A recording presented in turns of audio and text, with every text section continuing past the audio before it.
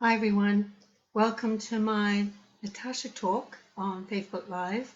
I hope you're doing well today. We've been in quarantine a little while now, and some of us may be getting a little squirrely. So just to remind you, on Friday on my longer show, I'm going to be interviewing Darlene Turner, and she's experienced abuse firsthand, and we're going to be talking about all the aspects of abuse and really how you can survive it and even thrive from it in these interesting times. I know a lot of people are locked up with family that they don't want to be locked up with, so we're going to give you some tips and tools and resources how to survive that. But today we're going to be talking about fear or intuition, and how do you know the difference? So in my workshops where I teach psychic development, that was always the big question. Natasha, how do I know if this is really fear or is it really a warning? So I'm just going to talk about that a little bit today. Most of us have been bombarded with videos about conspiracy theories, what to do, what not to do, what's real, what's not. How can you kind of filter your way through all of this information and decide what works for you?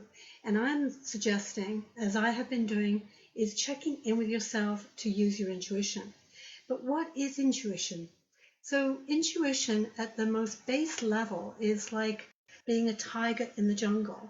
And the animal kingdom all have extrasensory perception, and they don't have words or traffic lights or anything like that, but they have these warnings and they feel it in their body. And that's what we also have, because we're still animals to some degree, and we still experience those spidey senses, those goosebumps, that dread in the pit of our stomach, that gut feeling, whatever it is. So we've all got it. On the higher aspirations level, because I'm spiritual, as you all know, and I hope that you are too, is I also totally believe that that's that inner voice that is guiding us and protecting us comes from our spirit guides and angels, or our deceased loved ones sometimes, and you'll experience it as a little voice in your head or just a little nudge. So intuition is your best friend. It's the one and only voice, if in doubt, that you listen to. God bless your family, God bless your friends for all the advice and the opinions that they have, and all the experts with their videos. But when it comes right down to it, you're going to go inside and listen to that higher power that is speaking to you. And for those of you who know me as a psychic reader, that is the voice I'm listening to all the time. Hi Jerry, thanks for coming on. I welcome any questions that you have, if you want to send them in to me or just put them on the live right now. So who do you believe? What is the truth? The truth. But what is your truth? Because the truth for somebody else may not apply to you at all. So we can't check in all the time with other people and say, oh, what should I do? Because they will be seeing their world from their perception, and you'll be seeing your world from yours. But we all have this thing inside of us, and I like to call intuition truth. When I'm doing readings and a client asks me, Natasha, when am I going to move? When am I going to meet my soulmate? I check in with that voice and say, okay, is there an answer to this one? And I listen to that because that's the voice I trust. Some of us may even have a psychic ability, which is a development or an expansion of the intuition.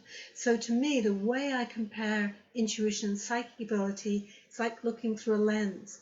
And when you're intuitive, which we all are, like I just said, you can see or feel certain things. But when you're psychic, it's like that lens expands and you get to see details and numbers and names, and you get to see like movie scenes acting out. It's much more expanded version of intuition, but your intuition, can be developed into a psychic ability if you so choose. Many people are afraid of their psychic ability because they don't want to know, they don't want to see, and I understand that. Many of my participants who come to the workshops are just those people, but the others are really wanting to know what is intuition and how can I develop it into a psychic ability. So the main reason why people don't trust their intuition is because I think, or they don't use their intuition, is because they don't trust it.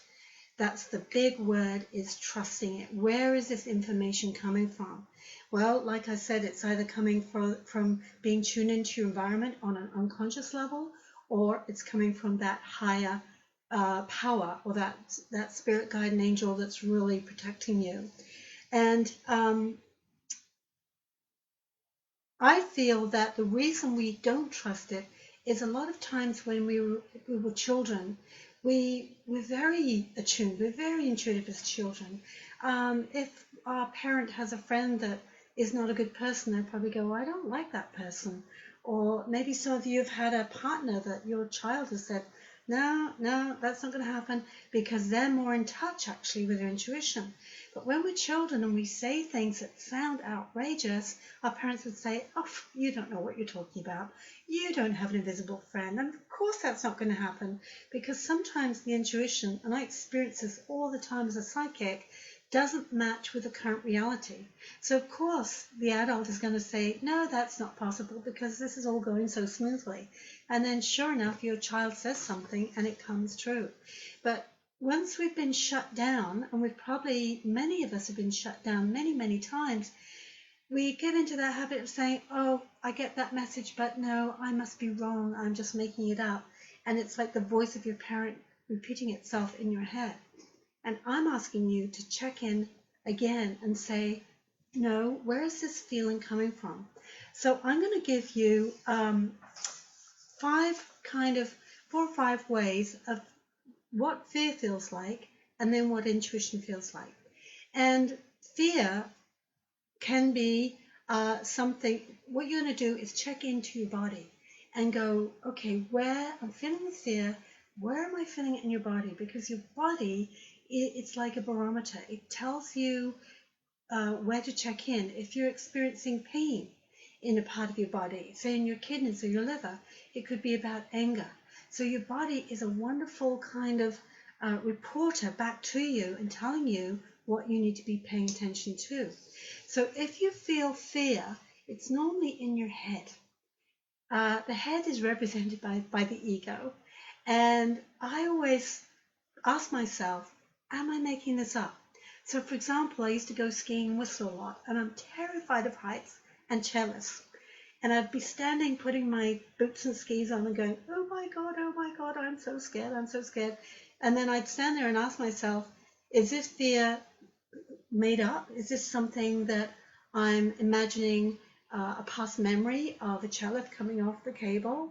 Or it hasn't happened to me, thank God, but maybe I'm remembering somebody else's experience. So I call that learned fear or past fear. So we base our fears on either past experience or learned experience from somebody else.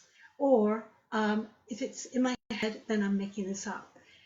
However, if it was in my gut, or sometimes I get a sensation of somebody literally holding me back by both arms saying, no, don't go there, Natasha, I'm going to listen to that, because that is my intuition. So first, check in with your body and see where the fear is coming from.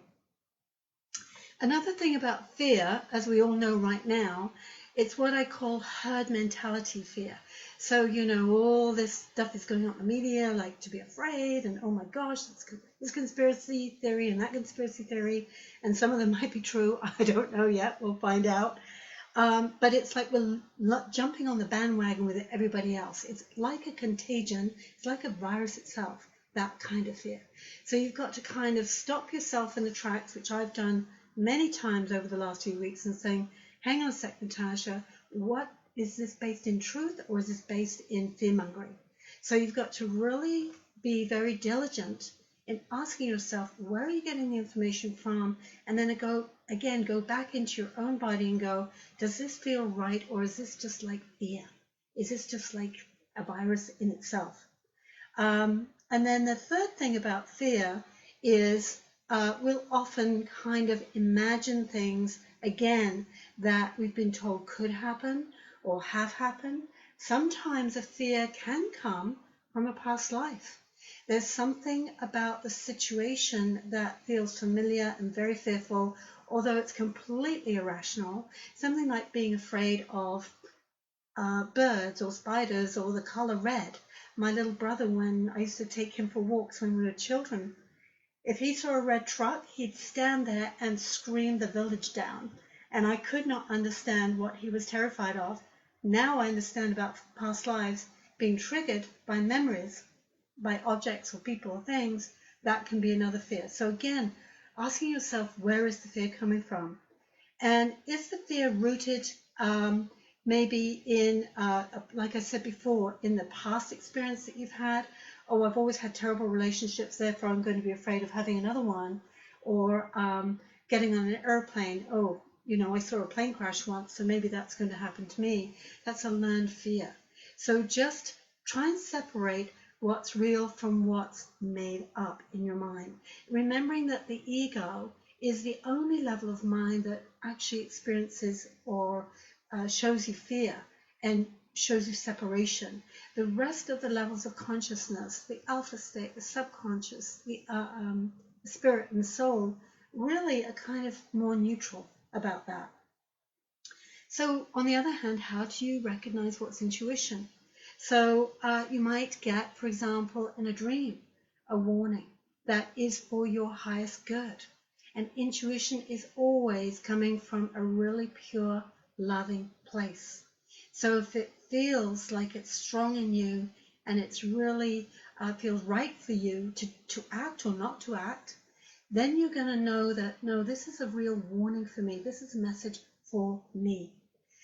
Number 2 might be a gut feeling.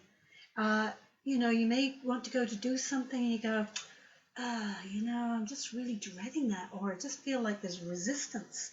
And, my parents might accuse me of being lazy, or somebody might say, oh, you're crazy, it's all good. But you're getting this sense of like, no, it just doesn't feel right for me. You got to listen to that, even though the rest of the world might think you're crazy. Welcome to my club. But you'd rather be crazy and alive, is what I always say.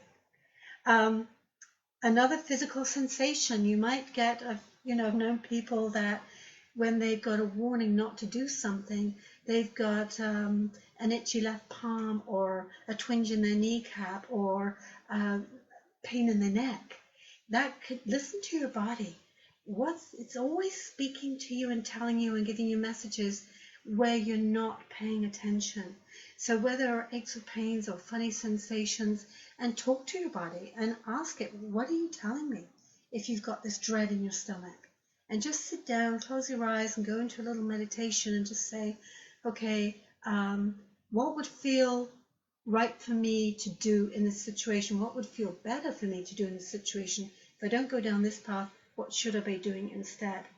So I've got another story about that. A client of mine, actually she was an employee of a company I used to work for up in Whistler. And she came to me for a reading, and I said, are you and your friends planning on going down to a concert in 2 weeks? And you're all traveling in a big green minivan or bus? And she said, yes. She said, how'd you know that? And I said, I'm getting you definitely, if you go, you don't want the guy to drive. And she said, oh yeah, the guy that's driving is a bit of a wild thing. I said, whatever you do, don't let him drive. And whatever you do, don't come back that night. Because she said, why not? And I said, well, I don't know. Something's going to happen on the road. And at that time, the Highway 99 was a real dangerous stretch of highway between Vancouver and Whistler. She followed my advice and nobody got hurt, thank God. And I think what happened, she got a message from her guides to come and see me for a reading before she went on that trip. So she could go back to her friends and said, well, Natasha said we can't do this because blah, blah, blah. If she had just said, oh, I've got a bad feeling about this, they would have gone, oh, don't be silly, don't listen to that. We're all going to go ahead and do it. And this is how intuitions get ignored, and this is how things happen. When we don't listen to our intuition, the universe goes, okay, tried to tell you, you're on your own now. So this is always a good thing to listen to that. The other, which is what we just talked about, number 4, we haven't talked about this one, is sometimes you'll notice numbers being repeated, like 222, 333, 444, 1111. You might hear a song on the radio 3 times in a day. You might hear somebody telling you about a book title, or you might hear somebody with the same name.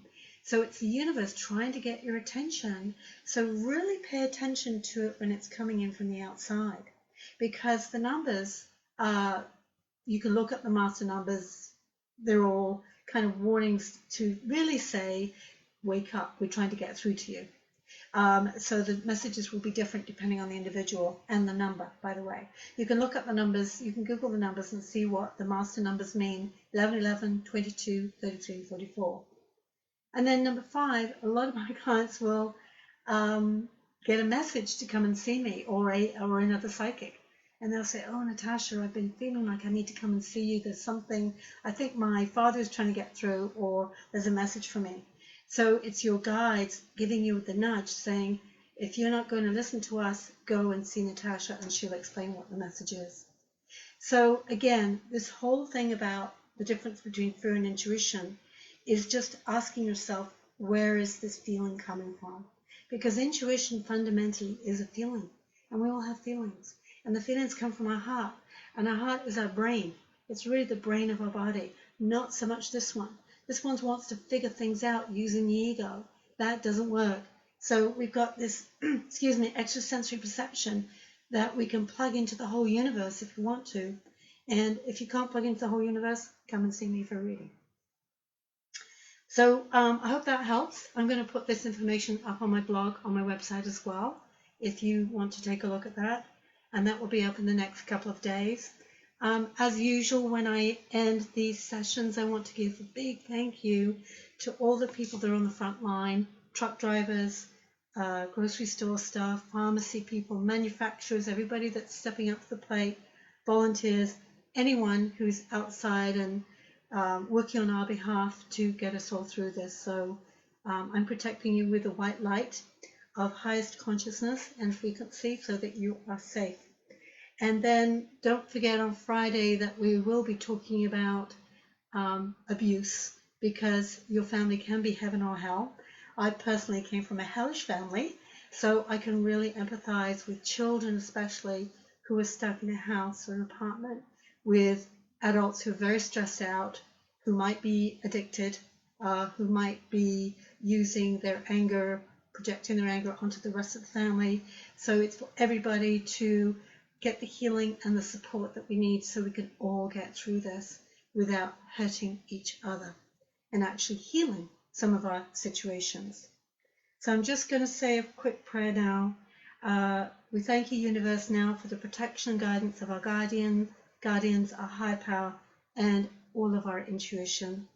We thank you for the gifts that this event is bringing to us, and for awakened consciousness from fear into the higher vibration of love. Amen. So be it, and so it is. Thank you, everybody, for joining me, and I will try and respond to you after this video. Take care. God bless. Bye.